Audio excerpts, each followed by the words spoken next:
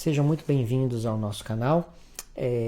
Nós estamos falando sobre musicologia e sobre programação, e o objetivo dos vídeos dessa playlist é aproximar um pouco mais o musicólogo, né, do desenvolvedor.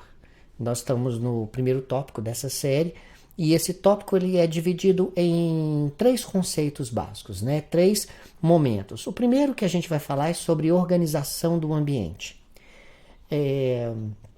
Muito parecido com o estudo, né, com a prática de orquestra, nós precisamos de organizar o ambiente. Então, lá na orquestra, como que nós fazemos, né? Antes do trabalho da orquestra ensaiar, você tem uma pessoa que é responsável para colocar todas as cadeiras no lugar, você tem um arquivista que vai colocar as estantes nos lugares específicos, né? Quando os músicos eles chegam, já está com tudo no lugar, com as estantes e as cadeiras onde cada um já vai sentar. Então ele já tem um mapa de como que vai ser disposto a orquestra para aquele ensaio, né? E as partituras específicas. Lembrando, para você desenvolvedor que às vezes não sabe, aquela partitura que está lá no violino, que está lá na flauta, é exclusiva, tá? Eles não têm acesso a toda a obra, eles só têm acesso ao que eles tocam, ok? Então, nós vamos fazer aqui, nós vamos organizar o nosso ambiente de programação. Primeira coisa que a gente vai fazer, nós vamos instalar o Dart, e eu não vou explicar isso com detalhes, eu só vou mostrar o site, né, para fazer, e depois nós vamos instalar uma IDE, um programinha que vai nos auxiliar em todo esse processo de desenvolvimento que a gente se propôs a fazer. Segunda coisa, a gente vai criar o nosso primeiro projeto em Dart, né? E logo a seguir que a gente vai criar, a gente vai falar sobre as estruturas que tem nesse projeto, as estruturas de arquivos e as estruturas de pastas. Lembrando aqui, né, deixando um adendo, estrutura de arquivo e pasta, ela é organização, ela é pattern, ela não é arquitetura. Então, dando o nosso exemplo lá com a orquestra, dependendo do estilo que você for executar, dependendo da obra que você for executar, você organiza a orquestra de maneira diferenciada, ok? Então você pode organizar, por exemplo, se for música popular que você estiver tocando, você pode organizar os violinos de um jeito, os metais, né? Pode trazer os metais para frente, para o fundo. Então, patterns são isso, são organizações. Tá? E essas organizações, elas modificam, elas mudam de acordo com a sua necessidade. E a mesma coisa com as estruturas de arquivos e pastas em qualquer projeto. Elas vão mudar de acordo com a necessidade do projeto. Agora, como procedimento, nós vamos instalar as ferramentas que nós necessitamos. Bem, a primeira ferramenta é essa aqui, é o Dart. Tá? Observa, você vem aqui no dart.dev, nesse site, e aqui, logo aqui, você vem aqui, ó, Get Dart, né? Clique aqui em Get Dart, e aqui você tem as instalações para os sistemas operacionais específicos, para o Windows, para o Linux ou para o Mac. Observa que o meu aqui, por default, vem Linux, porque eu trabalho com o sistema operacional com Linux, tá? Mas o que fazer? Basicamente é só mesmo seguir o tutorial aqui, tá? No Windows instalar o Choco, no Windows, né? E no Mac, né? Aqui tá o tutorial, tá bom? Outra ferramenta importante que nós vamos precisar é uma IDE. Você pode utilizar qualquer uma, já que se você, né, já tem a que você gosta. Eu vou pensar no Visual Studio Code, tá bom? Então, essa é uma ideia que eu acho bastante interessante para a gente trabalhar. Ela é uma ideia super leve. Geralmente nas comunidades de Flutter, inclusive, é a ideia que eles falam para a gente utilizar, porque, por exemplo, o Android Studio ele é muito pesado, e realmente ele é pesado mesmo, a máquina fica muito lenta. E sobre a questão de qual sistema operacional você vai utilizar para você programar. Eu, particularmente, eu já programei em Windows e já programei em Linux. Eu só programo em Linux, eu não programo em Windows porque o número de bugs é bem menor. Então eu consigo programar com mais rapidez e, né, de uma forma mais fácil. Aqui também no Visual Code, você vem aqui em Download, né? Você vai vir em Download e aí você vai qual ferramenta que você quer. Você quer ela para Windows, você quer ela para Linux ou você quer ela para Mac. Você vem cá, clica e instala, segue os procedimentos e instala na sua máquina, ok? Então, essa é a primeira parte da nossa aula. Eu não vou instalar nenhuma aqui, você sabe fazer isso, né? Você instale aí na sua máquina. Bem, agora abrindo o nosso VS Code, nós vamos ter uma tela parecida com essa aqui. Essa tela aqui, gente, é onde nós vamos fazer todo o nosso trabalho, ou seja, a nossa partitura. É aqui que você vai escrever tudo o que você precisa para fazer com que o concerto dê certo, ok? Mas a primeira coisa que a gente precisa de fazer, é igual nós temos lá o pentagrama, a gente precisa de ter algumas facilidades, né? Para a gente não ter que escrever o pentagrama na mão, nós vamos instalar aqui uma ferramenta para a gente poder facilitar o nosso trabalho. Então a gente vai vir aqui, ó, nessa caixinha com esses quadradinhos aqui, que são as nossas extensões. E nas nossas extensões nós vamos escrever aqui Dart. Essa primeira extensão aqui, ó. Tá vendo? Essa primeira extensão Dart, você vai instalar ela. No meu caso já está instalada, né? Ou eu desabilito ou eu desinstalo. O meu já está instalado, eu não vou fazer nada. Você clica aqui, vai estar um verdinho parecido com esse aqui, instalar. Você instala ela aí no seu VS Code, ok? Beleza. Voltemos lá à nossa página inicial. Agora, o que a gente vai fazer? Nós vamos criar o nosso primeiro projeto em Dart, tá bom? Para isso, você vai vir aqui na aba Ver, e nessa primeira opção aqui, ela está escrita assim, paleta de comandos, tá bom? Então, é essa que a gente vai querer acessar, a paleta de comandos. E existem atalhos para essa paleta de comandos. Eu dei ESC aqui, eu vou sair dela. Lá está escrito que você vai utilizar o Ctrl Shift A. Ela vai aparecer a paleta de comandos. ESC. Também é comum de praxe a gente utilizar o Ctrl Shift P, que também vai aparecer a paleta de comandos também, palette, né? Ctrl Shift P. Nessa paleta de comandos aqui, o que a gente vai fazer? Nós vamos digitar aqui nessa paleta de comandos a palavra Dart.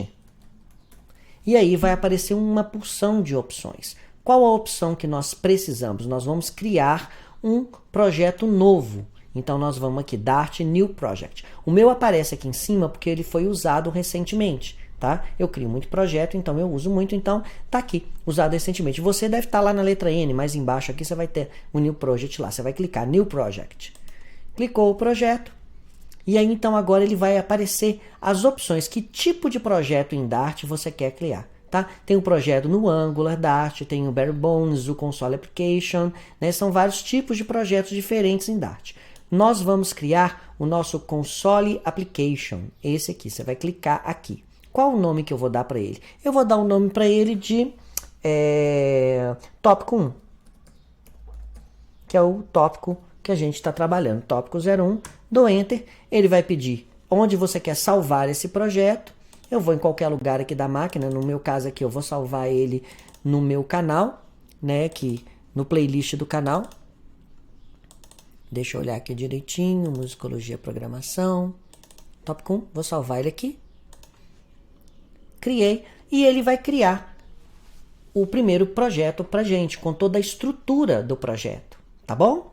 Você observa que deu aqui uma mensagem minha dizendo que eu preciso de atualizar o meu Dart, tá vendo ali? A versão tá 2.10.3, a versão atual, e eu tô usando a 2.10.2. Então, mas eu não vou atualizar isso agora, eu vou atualizar isso depois, não é momento para isso. Espero que vocês estejam enxergando bem aí, ó, o package, tópico, esteja bastante legal para vocês. Bem, agora nós vamos aqui para esse lugar aqui. O que foi que ele criou para gente? Quais são as pastas que ele criou? E quais são as pastas importantes? Essa primeira pasta aqui, .dart.tool, é do próprio VS Code. Ele cria isso aqui para ele poder gerenciar melhor as coisas relacionadas a ele. Essa primeira pasta aqui nós vamos usar o bin. Esse bin aqui, ó, é onde ele vai ter o main.dart.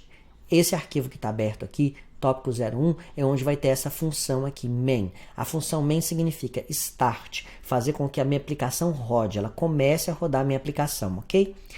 Logo abaixo nós vamos ter o nosso diretório chamado lib. Esse diretório lib é onde eu vou colocar todas os arquivos da minha programação. Tá? Geralmente, no Flutter, esse arquivo que está aqui na pasta bin, ele não vai estar aqui, ele vai estar aqui na pasta lib mesmo e vai estar com o nome main.dart. Tá? É muito comum você ter a função main está no arquivo chamado main.dart. Depois nós vamos falar sobre isso também. Ó. E tem a pastinha aqui de testes, onde você vai ter um arquivo com testes, para a gente poder fazer teste em cima das funções que nós vamos criar. Aqui, importante também para a gente olhar, é esse arquivo aqui, ó, PubSpec. Esse arquivo PubSpec, eu vou abrir ele aqui, é onde você vai ter algumas questões sobre a nossa, sobre o nosso projeto. Vai ter lá o nome do projeto, tópico 1, aqui ó, nome do projeto tópico 1, a descrição do que ele é. Aqui vai ter o SDK que a gente está usando do 2.9.3 até o 3.0.0.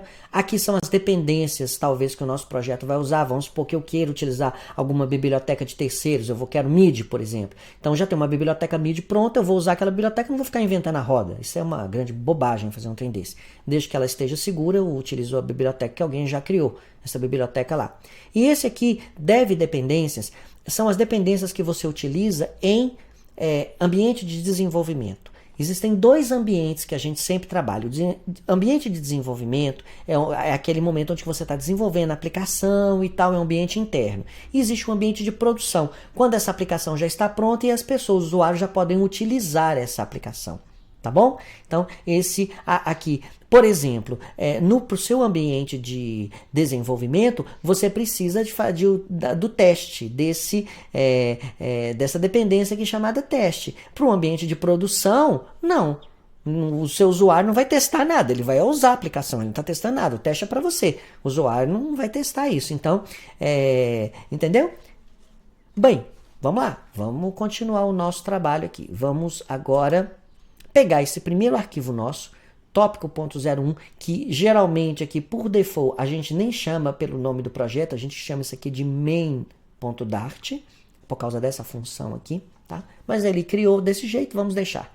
E vamos rodar isso. Então vou dar um play aqui, ó, para mim rodar esse arquivo, ok? Beleza, ele acabou de rodar o arquivo, ele imprimiu para mim Hello World e 42. Então vamos ver por que ele imprimiu isso. Vamos aqui no nosso arquivo aqui, ó.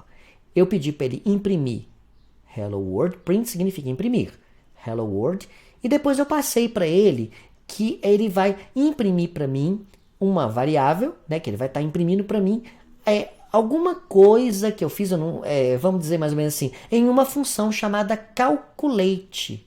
Aonde que está essa função calculate? Essa função calculate está aqui, ó, no tópico 01, tópico 01.dart, que está aqui, ó, na minha lib. Na minha lib, eu tenho um outro arquivo chamado tópico 01, que na verdade ele poderia chamar calculate.dart, para ficar mais fácil da gente entender, porque dentro dele, eu vou abrir ele aqui, ó, ele vai ter a função chamada calculate. E essa função faz o quê? Ela multiplica 6 vezes 7. 6 vezes 7, 42. Então significa basicamente que o meu programa está rodando. Está todo bonitinho. Tudo que eu escrevi ele está rodando. Vamos aqui agora à nossa pasta de testes. Vamos dar uma olhadinha nesse tópico 01 teste. Deixa eu pegar e fechar isso aqui. Vou deixar esse arquivo aqui aberto. Então tá, tópico 01. Você observa que o meu arquivo de teste, ele também vai dar um start, ele vai ter uma função igual aquele lá, o main, ele vai dar um start. E o que ele vai fazer basicamente? Ele vai pegar criar uma função teste. Essa função teste vai chamar, né, primeiro eu vou criar ela. Esse primeiro parâmetro aqui, calculate, ele é o quê? Ele é uma descrição. Então, eu poderia colocar aqui qualquer descrição. Aqui eu poderia tirar calculate aqui e escrever aqui, por exemplo, vou multiplicar algo. Qualquer coisa que eu escrever aqui, salvo, tá? É uma descrição que eu vou colocar aqui. Opa. Ctrl Z, Ctrl S. Vou multiplicar algo, ok? Eu posso colocar uma descrição qualquer que eu queira. Vou abrir uma funçãozinha aqui, que depois a gente vai entender como que faz isso aqui também, uma função. E esse vou multiplicar algo, esse teste, ele espera que essa função que eu vou rodar, chamada calculate, que é essa que está aqui, ó, nesse arquivo, eu estou chamando ela, calculate, lá, tópico 01, estou chamando ela aqui em cima, que ela vai me gerar um resultado de número 42. Então, o que eu vou fazer? Vou rodar esse teste aqui agora, vou dar um play nele.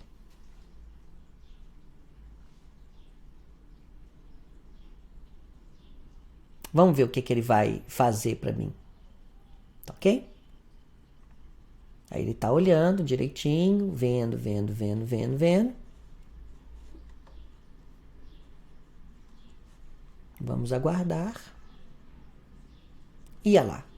Ele vai criar nessa abinha aqui, tá vendo? Que é uma abinha teste. Ele vai dar lá, ó, tópico 01 teste. Ele testou a função, tá? Na primeira vez, ele sempre vai demorar um pouquinho, tá? Que você vai usar outra coisa, ele vai rodar, ele vai procurar todas as questões, depois ele faz rapidinho, tá?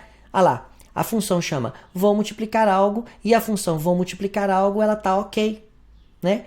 É interessante que você coloque aqui, então, o nome da sua função. A função teste está ok, a função calculate está ok. Porque vou multiplicar algo fica muito genérico. Então, isso aí é uma boa prática, a gente poder colocar realmente assim, o que eu estou fazendo? Eu estou utilizando, eu estou testando a função calculate. Então, o nome lá calculate estava bem de acordo. Bem, mas aí o que acontece? Essa função, eu troquei ali, vou multiplicar algo, porque eu vou mostrar uma coisa aqui para você. Ela espera que eu gere o número 42, correto? Então, se eu vinha nela aqui, e ao invés de eu fazer 6 vezes 7, eu vim aqui e colocar 40. 40. Mais, 40, mais 2, e salvar, ok? Vou vir aqui, deixa eu rodar meu teste de novo.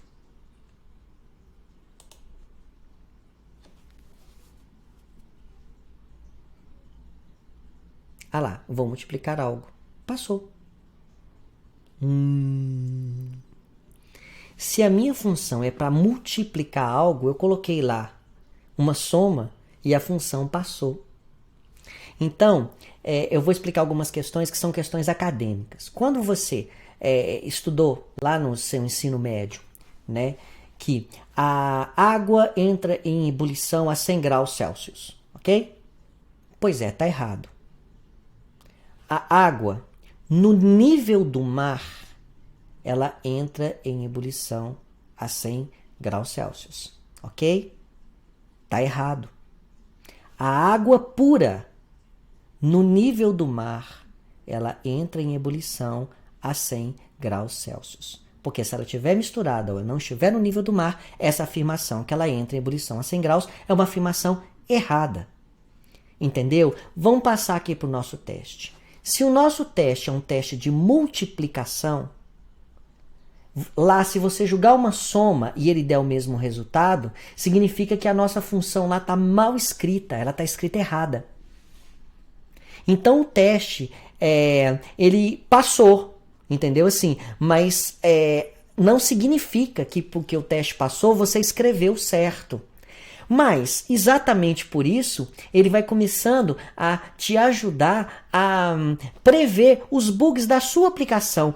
Parece uma função simples, 6 vezes 7. Só que eu não quero que o número 42 ele seja alcançado de qualquer maneira. Eu quero que ele seja alcançado através de uma multiplicação. Então, essa expressão aqui, ela está errada. Ela não pode ser feito isso. Então eu teria que ter um if dizendo que isso aqui é uma multiplicação. Beleza. Aí eu posso multiplicar lá 42 vezes 1.